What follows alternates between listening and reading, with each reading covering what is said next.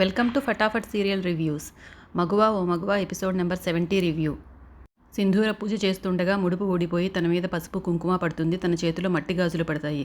ఇదంతా చూసి చంటి చాలా సంతోషంగా, ఇదంతా చూస్తుంటే అమ్మాయి గారు మీకు శివయ్య కరుణించినట్టున్నాడు. మీరు కోరుకున్న మీకు ఎంతో ఇష్టం కదా పువ్వులు, గాజులు, బొట్టు అంటే. కాబట్టి అవన్నీ మీకు ఇవ్వాలని నిర్ణయించుకున్నట్టున్నాడు ఆ శివయ్య అంటాడు చంటి అమాయకంగా. ఇదంతా చూస్తుంటే నేను మొక్కుకున్నదంతా జరిగేలా ఉందండి. మీరు స్నానానికి వెళ్ళినప్పుడు నేను ఇలా జరగాలని, మీకు మంచి జరగాలనేసి నేను ఆ దేవతను కోరుకున్నానండి. కాబట్టి మీ మీద పసుపు కుంకుమ పడేలా చేసింది ఈ దేవతేనండి, నా కోరిక మన్నించింది అంటాడు చంటి.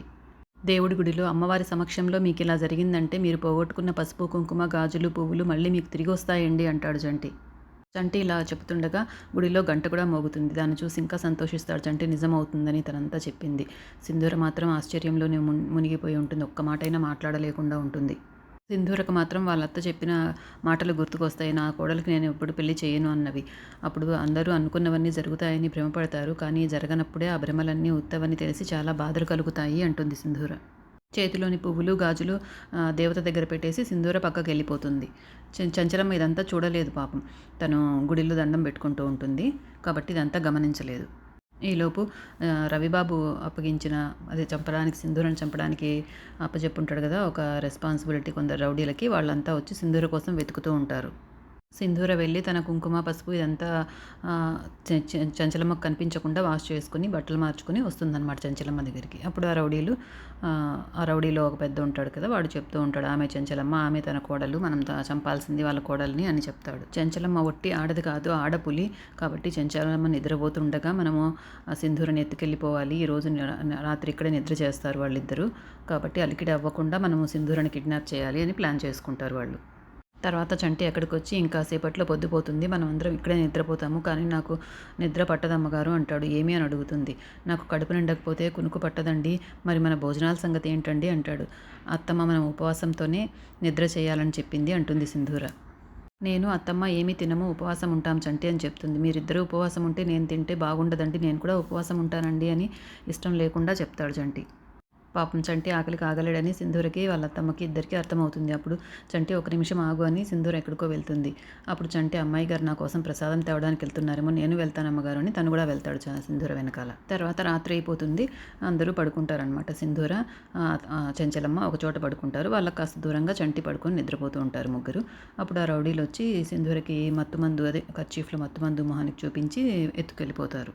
అదే సమయంలో కొంచెం దూరంగా ఒక సన్యాసి పడుకొని ఉంటాడు. ఆయన నిద్రలో చెయ్యిలా అనడంతో అక్కడ ఉండే ఢమరుకం కింద పడిపోతుంది. స్టెప్స్లో దొర్లుకుంటూ వచ్చి సౌండ్ చేస్తుంది. ఆ సౌండ్కు చెంచలమ్మ కళ్ళు తెరిచి చూస్తుంది. పక్కన సింధూర కనిపించదు. సింధూరని ఎత్తుకెళ్ళిపోతున్న ఆ రౌడీలను చెంచలమ్మ చూసి వాళ్ళకి ఎదురుగా వచ్చి ఒక కర్రని పట్టుకొని నిలబడుతుంది. ఆమెను చూసి ఒక దేవతను చూసినట్టు చూస్తూ వాళ్ళు బెదిరిపోతారు. ఎవర్రా మీరు, మర్యాదగా నా కోడల్ని వదిలిపెట్టి వెళ్ళండి, లేకుంటే చంపేస్తాను అని అరుస్తుంది. వాళ్ళందరూ గొడవకు దిగుతారు. చెంచలమ్మ ఒక్కటే ఆ కర్ర పట్టుకొని అందరితోనూ బాగా యుద్ధం చేసినంతగా ఫైట్ చేస్తుంది. అందరినీ కొడుతూ ఉంటుంది. సింధూర అత్తమ్మ అత్తమ్మ అంటూ ఉంటుంది. అలా అందరితో పోరాడుతూ ఉండగా ఒకడు మాత్రం వెనకాల వచ్చి చెంచలమ్మ భుజం మీద గట్టిగా కొడతాడు. దాంతో ఆమె చేతిలోని కర్ర కింద పడిపోతుంది. పాపం అందరూ కొట్టడం మొదలు పెడతారు చెంచలమ్మని. అప్పుడు చెంచలమ్మ కింద పడుతుంది. సింధూరని మళ్ళీ వాళ్ళు తీసుకెళ్ళిపోతారు. సింధూర అత్తమ్మ అత్తమ్మ అని పిలుస్తూ ఉంటుంది. చెంచలమ్మ కూడా సింధూర అని పిలుస్తుంది. ఇంకా వాళ్ళు తీసుకెళ్ళిపోవడంతో చంటి అని గట్టిగా అరుస్తుంది చెంచలమ్మ. అప్పుడు చంటికి మెలకు వస్తుంది. చంటి లేచి చూస్తే అక్కడ సింధూర, చెంచలమ్మ కనిపించారు. పరిగెత్తుకుంటూ వస్తాడు. అరుపు వినపడిన చోటికి అమ్మగారు అమ్మగారు అని వస్తాడు. అప్పుడు చెంచలమ్మ చెప్తుంది, సింధూర ఈ గుడి దాటి వెళ్ళకూడదు, నీ ప్రాణాలు అడ్డుపెట్టైనా కాపాడు అంటుంది. అప్పుడు చంటి అట్టాగే అమ్మగారు అంటూ కర్ర తీసుకొని వాళ్ళ ఎదురుగా వెళ్ళి వాళ్ళతో యుద్ధం మొదలు పెడతాడనమాట. పాపం తనకి ఫైటింగ్స్ ఇవన్నీ కూడా రావు. అయినా కూడా అమ్మాయి గారిని కాపాడాలనే తాపత్రయం ఒక్కటే తనను వాళ్ళతో పోరాడేలాగా చేస్తుంది. వాళ్ళు చాలామంది అవ్వడంతో పాపం చంటిని చాలా బాగా కొడతారనమాట. బాగా మొహం మీదంతా దెబ్బ తగులుతాయి. కళ్ళు కూడా కనిపించినంతగా ఎక్కడున్నారు అమ్మాయి గారు, ఎక్కడున్నాయి అమ్మాయి గారు అని అరుస్తూ ఉంటాడు చంటి. చంటిని అందరూ కొట్టడంతో పాపం చంటి కూడా కింద పడిపోతాడు. ఇంతలో ఆ చెంచలమ్మ మళ్ళీ వస్తుంది కర్ర తీసుకొని, వాళ్ళని మళ్ళీ కొడుతుంది. మళ్ళీ ఫైట్ చేస్తుంది చెంచలమ్మ. చెంచలమ్మ కొట్టడంతో ఆ రౌడీలందరూ తట్టుకోలేక పారిపోతారనమాట. అప్పుడు చెంచలమ్మ వచ్చి చంటి చంటి అంటుంది. చంటికి బాగా దెబ్బలు తగిలుంటాయి. ఏంటో చెంచలమ్మకు పాపం సింధూరిని, చంటిని ఇద్దరినీ కాపాడుకోవాల్సి వచ్చింది. అయ్యో రక్తం కారిపోతుంది, పద చంటి హాస్పిటల్కి వెళ్దాము అంటుంది చెంచలమ్మ. వద్దండి, మనం ఈ గుడి దాటి వెళ్ళకూడదు, మీరిద్దరూ నిద్ర కంప్లీట్ చేయకుండా ఈ గుడి మనం దాటి వెళ్ళకూడదు, నాకేం కాలేదు అని చంటి వెళ్ళడనమాట, మొండికేస్తాడు.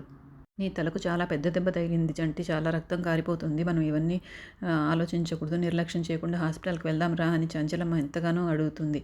మీరే కదండీ అమ్మగారు చెప్పారు, అమ్మాయి గారి గుడి దాటి బయటికి వెళ్ళకూడదు. నీ ప్రాణం నీ ప్రాణం అడ్డేసేనా అమ్మాయి గారిని కాపాడమనేసి, నేను రాను అంటాడు. సింధూర్కి ఏమవుతుందోనన్న భయంతో అప్పుడు అలాగన్నాను నేను నాకిచ్చిన మాట కోసం నువ్వు నీ ప్రాణం మీదకి తెచ్చుకుంటావా అంటుంది చంచలమ్మ. మీ మాట పాటించడం కోసం, మిమ్మల్ని కాపాడుకోవడం కోసం నా ప్రాణాలు పోయినా కూడా పర్వాలేదండి అంటాడు చంటి. ఎంతకు చంటి మాట వినకపోవడంతో ఇంకా చేసేదేమీ లేక చంచలమ్మ ఆ కర్రకున్న పసుపు దాడుని, పసుపు క్లాత్ ఉంటుంది కదా, దాన్ని తన తలకి రక్తం కారకుండా కట్టుకట్టి తీసుకెళ్తారు. తర్వాత చంచలమ్మ, పూజారి గారు, అక్కడ ఉన్న సన్యాసులు అందరూ వచ్చి పరామర్శిస్తుంటారు చంటిని. అప్పుడు చెప్తారు. అప్పుడు చంచలమ్మ అంటుంది, ఏంటి పూజారి గారు, గుడిలో కూడా ఇలా జరుగుతుంది, ఏదో మంచి జరుగుతుందని వస్తే అనేసి ఆ దేవుణ్ణి కూడా నిందిస్తుంది. ఏంటి శివయ్య, ఏం చేయాలనుకుంటున్నావు? నేను అపురూపంగా పెంచుకున్న నా కొడుకుని తీసుకెళ్ళావు, ఇప్పుడు నా కోడల్ని కూడా నాకు దూరం చేయాలనుకున్నావా? ఇంకా ఏమేమి దూరం చేయాలనుకుంటున్నావు నా నుండి? ఇంకా ఎన్ని కష్టాలు పెడతావు మమ్మల్ని అని దేవుణ్ణి ప్రశ్నిస్తుండగా ఒక పెద్ద సన్యాసి గారు అక్కడికి వస్తారనమాట, హరహర మహాదేవ అనుకుంటూ.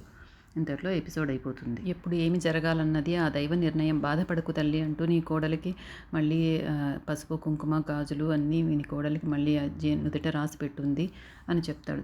చంచలమ్మ ఆశ్చర్యపోతుంది ఆ మాటతో.